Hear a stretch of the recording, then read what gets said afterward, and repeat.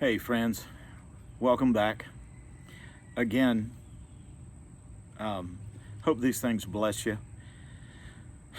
I hope that you'll share them with others, and I hope if you like it, subscribe, click the little notification bell, all that good stuff. If you don't like it, share it with somebody that you don't like, and and let nature have its course. So I wanted to share something with you today that really spoke to me from my time in the Gospels. Um, I was reading in Matthew 26, and you know, Jesus is hanging out with the guys, and at this guy Simon the leper's house, and this woman comes in, and with an alabaster vial of very expensive perfume, and she breaks this and she pours it all over Jesus's head and body. And it says in this particular account, in other accounts it says some different details, but in this particular account it says that the disciples were indignant, and they just kind of jumped on the woman. Why this waste? This could have been sold, this perfume could have been sold for more than a year's wages, and the money given to the poor. And we learn from other gospel accounts that it was Judas primarily who was really pissed over this whole deal, and that he really didn't give a rip about the poor. He just used to pilfer the money out of the treasury. And but anyway, Jesus says, well, why are you guys bothering this woman? She has done a beautiful thing. She has anointed my body for burial. The poor you have with you always, but me, nah, you don't always have me with you. And wherever this gospel is preached around the world, this woman's story will be told. What she has done here will be told with the gospel. And I don't know, it just really spoke to me. And so I got to looking into this. And it was really just fascinating to me that right on the heels of this story, it says, then Judas went and talked to the Pharisees and the religious big dogs about how he could deliver up Jesus, about what they would give him to deliver up Jesus into their hands. And they agreed on 30 pieces of silver. And from that moment on, Judas began to look for opportunities to which he could hand Jesus, or he could betray him to the religious big dogs. And it kind of just struck me that, these two stories are back to back. That it's after this incident of the woman's extravagant display with the perfume, and Judas and the disciples' frustration with this, calling it a waste, that he goes to the Pharisees and says, what will you give me to hand him over to you? And they give him 30 pieces of silver. So I dug a little deeper into this story. 30 pieces of silver under the Old Testament law was the price someone would be paid if their slave got killed. So 30 pieces of silver is the monetary value under that system of a dead slave. But the woman's perfume and the alabaster vial that it was kept in, the scriptures say, was worth more than a year's wages. Now, in that day, a denarius, one denarius, was a day's wage.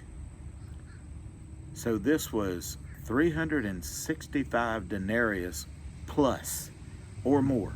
We don't know how much more. It just says it was more than a year's wage. In modern money, it doesn't come out to much. 30 pieces of silver comes out even less. A lot of the folks that I read said that more than likely this was this lady's entire life savings. This alabaster vial and the perfume in it, which another account says was pure nard, very expensive.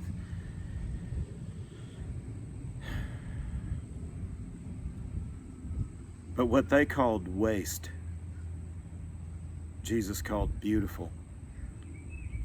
Jesus saw it as an act of love and worship. And the same one who called this kind of extravagant love and devotion and sacrifice, this kind of scandalous worship, the same one that called it a waste, was the same guy that saw Jesus as the monetary value of a dead slave, that he was willing to hand him over for the price of a dead slave. I'm not trying to be too harsh on Judas here.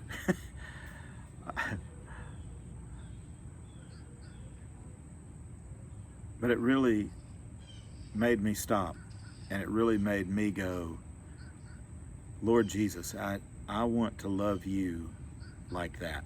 I want to love you like that woman.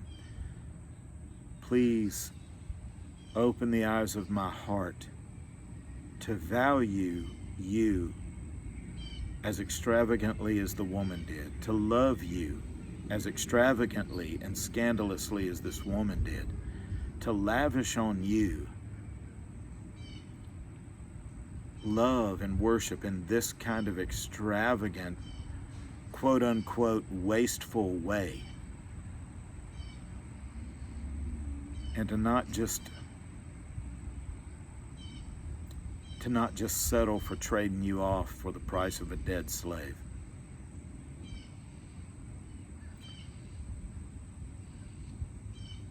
Lord Jesus, Son of God, have mercy on me, a sinner. Help me to love you that way. Help us all to love you. And friends, I just wanted to share this story with you because it made me stop and really go, wow, Lord. Now, I don't think God's calling all of us to go buy perfume and bust it all over the place. But I think you get the picture. To just learn to love him more and more. Are we willing to take our life savings, all that we have based our future on, or what we think secures our future and our comfort and our lifestyle, would we be willing to lay that down as an expression of our love and worship to him, if that's what God called us to do? Again, I'm not trying to lay down a guilt trip here. I just want to encourage us to love him with our whole heart and with everything that we've got, and to be willing to waste it all on him as an act of worship and devotion and love. To just give expression to the contents of our heart. May we never take the path of Judas and criticize those who give so extravagantly, and yet we turn around and sell him for the price of a dead slave. God help us all. Love you guys.